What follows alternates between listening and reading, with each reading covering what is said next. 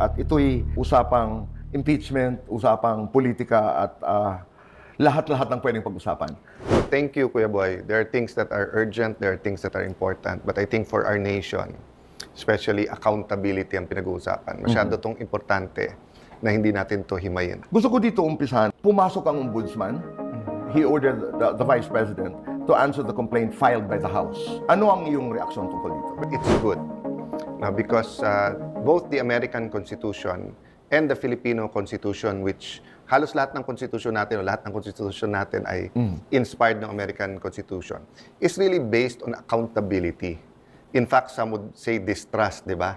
Na you don't trust royalty or a king or a monarchy, kaya ka nga meron executive, legislative, at judiciary, interdependent, but also may check and balance. Ang bad part naman is more of the fake news. Kasi meron fact, meron opinion. So good example yung sa ombudsman. Nag-statement yung ombudsman that he will give way to the impeachment court. So meron naman respected law professor na naglagay sa Facebook na, sandali lang ha, hindi immune ang vice president sa suit.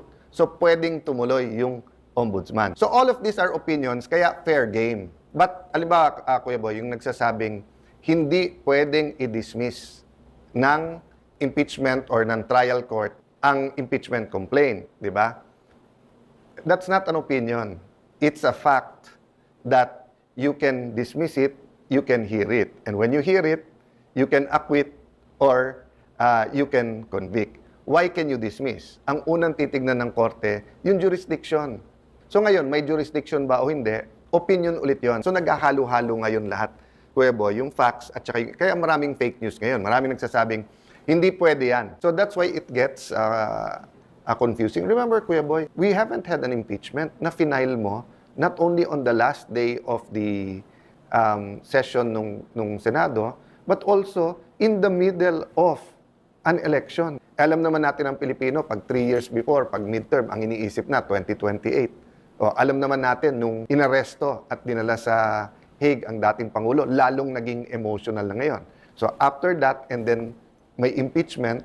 So, naghalo-halo talaga, Kuya Boy. Final ang articles of impeachment sa Senado, February 5, eleksyon. Dito nang gagaling yung akusasyon sa Senado na pinatulog ng Senado ang kasong ito ng ilang buwan. I don't blame the idealistic. Dapat inumpisa nyo, etc. Kaagad-agad. But kami sa Senado, we have to be both idealistic at practical. For example, if we started it June 2, hindi rin matatapos, Kuya Boy, ng June 29 eh. Diba, if you started June 2, mag-i-issue ka ng summons, 10 days. And then sasagot yung kabila, 5 days. And then pag-convene namin after 15 days, ang unang issue pa muna nun, may jurisdiction ba?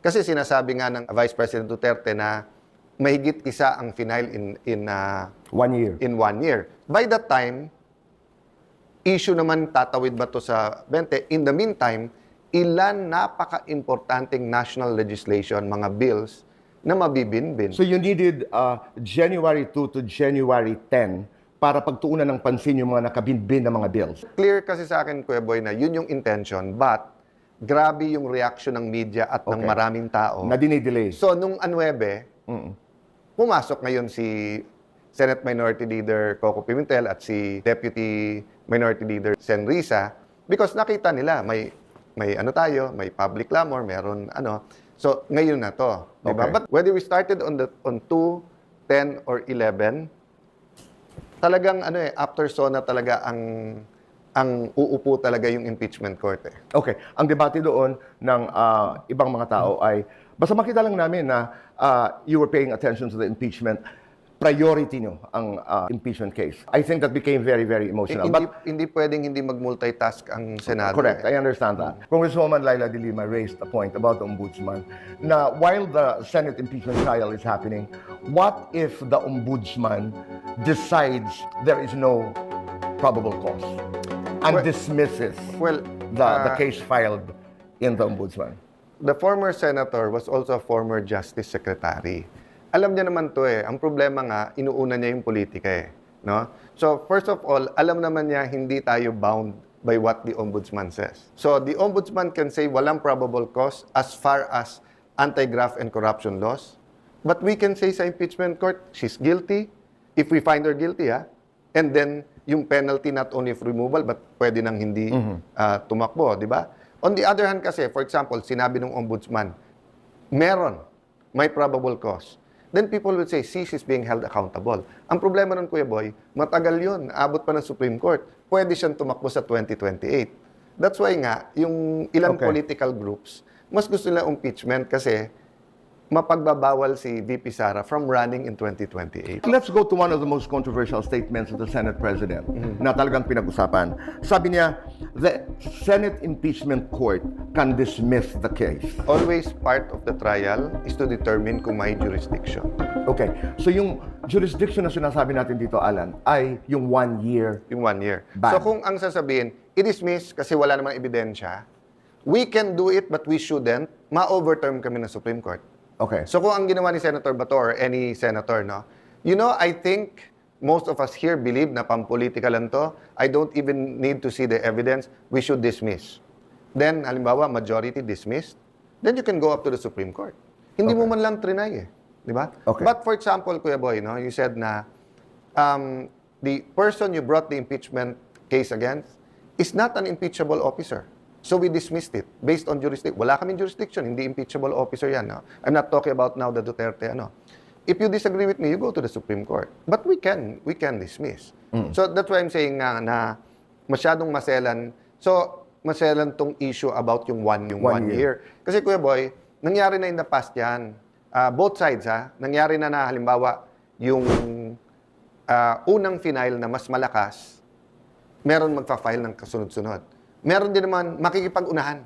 Ipa-file niya na yung mahinang kaso dahil sasabihin niya, pagka yan yung una, hindi ka na pwede mag-file. So nagkaroon ng mga changes yan sa rules sa House. So ang naging ng Supreme Court, titignan mo yung many circumstances including the not only time. So pag 4 yung nag-file, let's say 4 days, titignan mo dyan yung pagka pinadala sa Justice Committee and what Congress does with it. But in this case kasi, yung information na dumating sa amin, yung unang 3 dumating na impeachment case, hindi pinagalaw. Hindi pinadala sa Speaker's Office, hindi pinadala sa committee. Hindi pinagalaw ng Kongreso. Ng Kongreso. Okay. So that's why ang sabi ko, i-return kasi I don't want to make my vote based on yung nabasa ko lang sa dyaryo na hindi gumalaw. I want them to certify. I want them to certify what did you do with the first, what did you do with the second, what did you do third. I'm not asking them to certify na tama ginawa nila. Of course, sasabihin nila tama. I want them to certify anong ginawa nyo. Then, of course, I expect them to say it's constitutional. Kasi based on that, I will make my own judgment na sandali lang, pinaikutan nyo ba yung konstitusyon na pwede palang mag-file ng 3 pero wag mong pagalawin, hihintayin mo yung pang-4. Alan, hindi ba pwedeng magawa yun na inutusan mo, kasi by the time nag-convene na ang Senado as an impeachment court, instead of remanding or returning, whatever the word is, hindi ba pwedeng may term sila, advisory ba? Hindi ba pwedeng sabihin mo na lang sa Kongreso? Boy, lahat naman pwede. And I agree with those saying na pwedeng ganito, pwedeng ganyan. But ang question nga is, you have a senator and it looks like he has a lot of votes with him who's saying i-dismiss natin. Okay. So di ba, so Kuya Boy, yung between returning and continuing, doon ako sa continuing. But between dismissing it that day, June 10, and returning it muna, na wala naman delay at wala naman damage, doon ako sa return. Okay, kasi ang sinasabi ng mga kritiko din ay yung remand or returning the articles of impeachment, wala yan sa batas, wala yan sa rules, wala yan sa Constitution. Klaro naman kung anong mga prohibited. Pag walang nakalagay na prohibited dyan, plenary ang powers ng Kongreso at saka ng impeachment trial. Okay. Walang nakalagay na bawal gawin Okay. yan. You are now an impeachment court to decide as to whether there was a violation of the 1-year ban. Hindi ba pwede ang magdesisyon nun, ang mag-assess nun ay ang impeachment court? Pwede. Nasa ano na rin yun nasa ibang Supreme Court decision. Bakit kinakailangan na ang House ang magsabing hindi kami nag-violate? If ano Kuya Boy, kung final nila to ng December or ongoing yung court, doon namin ginawa yung assessment sa court. Kasi kaharap na namin sila, tatanungin na namin, certified copy ganito. Hindi po June 10, isang day na lang, wala. Tapos June 30, magpapalit ng 12 senador. So it was the circumstance, di ba? And as I said, Kuya Boy, hindi pag-uusapan yung return remand kung walang nag-motion to dismiss. Also, napag-usapan at marami ang nagtatanong kung you wanted to find out from the House if the complaint was constitutionally and procedurally sound. Is that correct? alam naman namin kasi na there was a problem with the first three, and alam naman namin dun sa last day, dumating yung mga congressman at pinapirma. So we wanted to give all of them a second chance to look at all of that, and of course, their legal luminaries to see na, did we violate the rules or hindi, di ba? Of course, it would have been easier for us kung may TRO or may decision na ang Supreme Court. But Kuya Boy, alam mo yung trabaho ng Senate President at ng Majority Leader, no? Just to be fair, kasi parang de facto Majority Leader namin si Joel Villanueva di ba? Kahit naman si si Risa at saka si Coco, questionin mo yan. Kaya yung kay Joel Villanueva na parang, pwede ka that's normal sa amin. So, we have to, as senator judges. As opposed doon sa pinalabas na tinuturuan ni Joel Villanueva, Senator Amy Marcos kung anong sasabihin. Sa interpretation ng lumabas. Kasi accurate naman yung lumabas. Dahil kaya lang yung nag-comment, tinuturuan, inuutusan, etc. Hindi mo naman nakita yung buong video na, sinabi ko yun na nagkakainisan na kasi. Kasi iniisip ng mga pro-impeachment, pinapabagal. Iniisip naman ng mga anti-impeachment, brinabraso. Iniisip naman ng minority, dinidelay sila. Iniisip naman ng majority, panay na lang minority na susunod. Dynamic to, Kuya Boy So like si Senator Cheese, anyone could have stood up there. Except that the day before kasi, di ba sila Senator Bato, gusto nila June 11 na. Sila Senator Coco, Senator, sabi, hindi, start na tayo ngayon 9. Risa and Coco. So ang naging compromise namin, sige, start na tayo, and then bukas tayo yung lahat na mag-oath. Si Senator Cheese muna ng Monday, Tuesday tayong lahat. Pero nagsabi si Senator Bato, sandali bago tayo mag-oath, magsasalita ako. To be fair kay Joel Villanueva, nung unang nagsalita si Senator Bato, tapos tumingin pa ako kay Joel, anong motion? Dismiss? Parang gumano, hindi ko naman pwedeng kausapin si Senator Cheese, nasa taas siya Pero naggaganon din ako sa seat ko, anong motion? Kaya ako, tapos, hindi ko kasi alam kung may order. So nagtaas akong kamay. Tinanong ko muna, Senator Bato, nabanggit ni Senator Bongo, pwede naman isoli mo. Option ba yun? Sabi niya, hindi. Hindi, umupo muna ako. Pero pinag-isipan ko na doon, Kuya Boy. Hindi ako readyng bumoto na i-dismiss kasi hindi ko naman nakita yung final na first, second, third. Ayoko naman bumoto ng hindi ko na pag-aaralan. Ayoko rin naman mag-inhibit. That's why nga nung after some time, tumayo na ako. Then I'm not sure if lumapit din ako sa staff to ask na ano bang issue, etc. Kasi normal yun sa mga senador. Okay. So hindi to yung mga agam-agam na yung proposal mo to remand or to return the articles of impeachment ay bahagi na plinano ito the day before. I wasn't part of a plan to stand up and propose that there, etc. ng ganon. So, it was in the moment. I mean, it's obvious to me kasi nga, di ba, at one point in time, when we made the proposal, sabi ni Senator Bato and Senator, sandali lang, usap-usap muna kami. So, obviously, nag-uusap sila. In the same way na nag-uusap din si Senator Risa and Senator Coco. In fact, may mga text sa akin si Senator Cheese. Natatawa lang ako. Kasi nakita ko, nung tapos na kami, ng 9 na ng gabi. Okay. Sa ngayon, as we talk, ano na ang nang-comply ng House? Bumalik na sila sa Senado at sinabi na nila, so itutuloy namin. I heard in the last day, nag-certify sila na constitutional yung ginawa nila. Na wala silang violation ng one-year ban. Yung hiningi kasi namin sa kanila, na ang 20th Congress ang magsabing yung so even if it's the same prosecutor, Kuya Boy. Alright. Diba, it's the same, Kuya Boy. But if your management was company X, it's now company Y. I'm saying, Kuya Boy, nasa company Y ka na So kahit yes ka, I have to hear from your management. Second thing that's important to me is that yung facts, ano talaga yung ginawa sa first, second, and third. Kasi kung lumabas na kinonsider yon, gumalaw, etc., di walang violation. Pero pagka lumabas na hindi nila pinagalaw tapos yung fourth, pag-iisipan ko yon. Pinaikutan ba nila yung Constitution? Because there's a legal maxim them that what you cannot do directly, you cannot do indirectly. So klaro na returning the articles of impeachment to the House of Representatives is not tantamount to a functional dismissal. Yes, it's not. As people say. Okay. In fact, nilagay namin sa motion yon. This is not a dismissal. Okay, I just saw the most recent survey on preferences of presidential candidates for 2028. Frontrunner ngayon si VP Sara. Ano ang iyong comment doon sa mga nagsasabi na itong impeachment case is meant to stop her from being president of this country? Okay. I will not answer anything political, Kuya Boy, because I took an oath, Okay. political neutrality. But I will answer anything that's obvious. Obvious na, kasi ang penalty, perpetual disqualification So, kung ikaw ay isang sa nag-file, at ikaw isang tumutulak dito, obvious na ayaw mo siya patakbuhin sa 2028.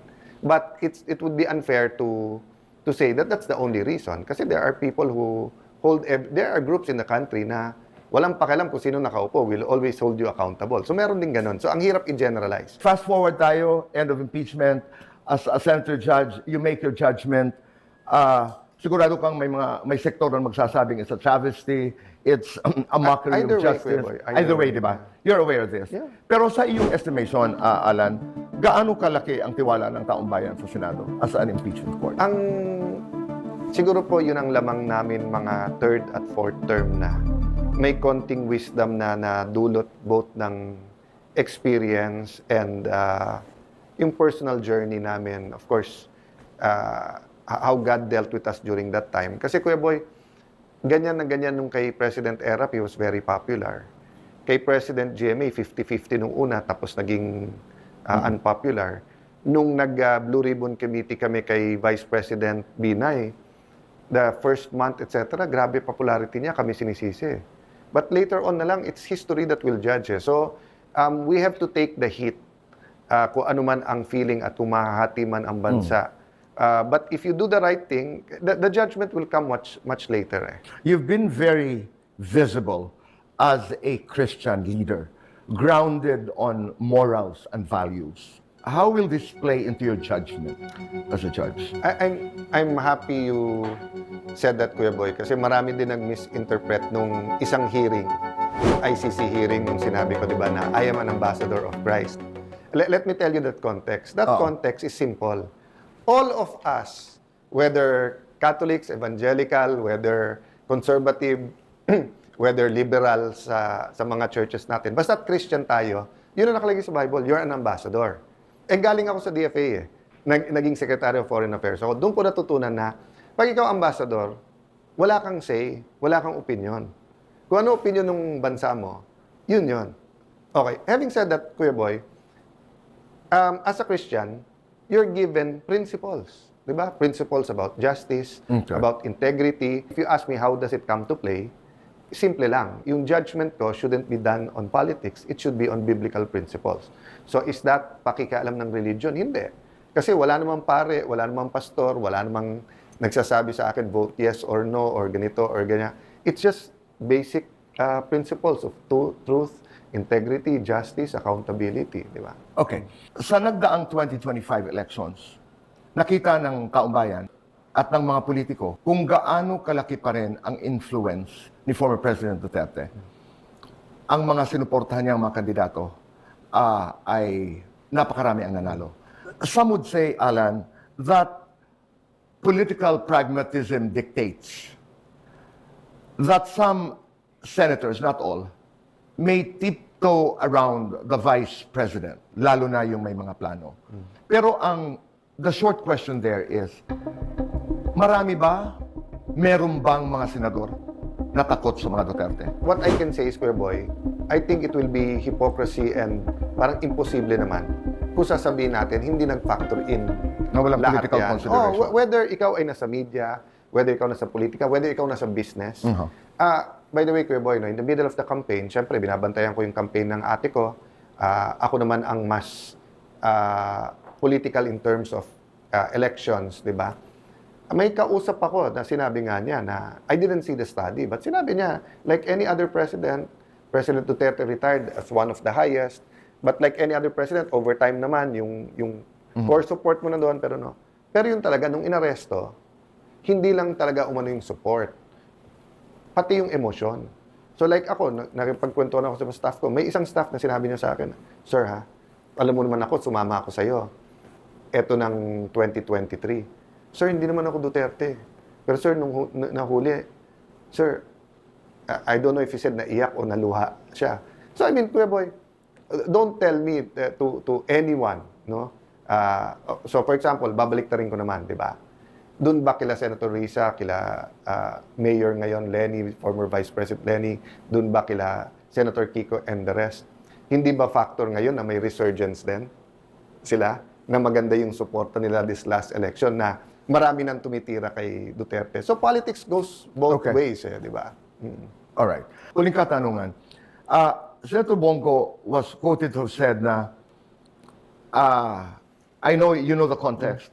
Di naman makakain itong impeachment trial na ito. Pero I think the question is, gaano ba kahalaga ang impeachment trial ni Vice President Sara Duterte sa taong bayan? Any issue of accountability is important, but how we handle it is also important. So, the context for me, di na just to post kasi yung extreme eh. To be fair kila Senator Coco, never naman niya sinabing hindi importante yung ibang bills. And to be fair kay Bongo, ang tingin ko ang context naman nila at ni Senator Robin, kasi nakita nila yung agenda for the next two days eh. 'Di ba? So when the issue is emotionally charged, we will pick what they say. That's why sa amin, kailangan mag-ingat din. Ako madalas ako pagalitan nila Ani kasi parang, ba't mo pa sinabi yun? But Kuya Boy, you cannot also, hindi ka rin pwedeng, hindi naman plastic, pero hindi naman pwedeng yung bawat isang lumabas sa bibig mo, iisipin mo twice, 3 times, di ba? Hindi naman to shooting na eto script, huwag ka na mag-adlib eh. So, we also have to excuse each other ng konti. So, I disagree with many senators, but I found it enriching to be able to listen to them and to be able to go up and then pwede bang ganito, pwedeng hindi. Ngayon, history na lang mag-judge kung tama yung collective decision namin. Maraming salamat. Thank you.